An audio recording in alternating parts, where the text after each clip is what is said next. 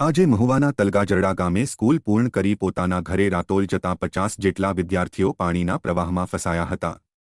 જે અંગે મામલતદાર, rescue team, police અને ગ્રામજનો દ્વારા આ સ્થિતિમાં રેસ્ક્યુ હાથ ધર્યું હતું। જો કે ભાવનગર જિલ્લા કલેક્ટર મનીષ કુમાર બંસલ પણ ત્યાં પહોંચી ગયા હતા અને મહામહેનતે આ તમામ બાળકોને દોરડા પકડીને સુરક્ષિત બહાર લવાયા હતા। વિદ્યાર્થીઓ સુરક્ષિત બહાર આવી જતા શાળા સંચાલકો અને વાલીઓમાં ખુશી છવાઈ હતી અને આ ઘડીમાં મદદ કરનાર તમામનો આભાર વ્યક્ત કર્યો હતો।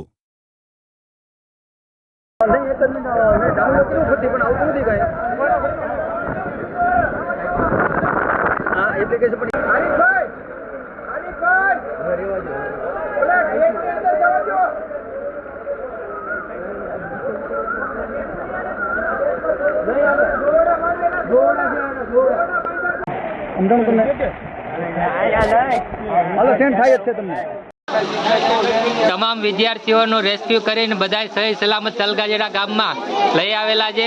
કોઈ વાલી ચિંતા કરતા નહીં, ટૂંક સમયમાં તમને ફોન દ્વારા વાત કરવામાં આવશે, બરાબર? જો અહીંયા બધા વાલી છોકરાઓ સહી સલામત આવી ગયેલ છે।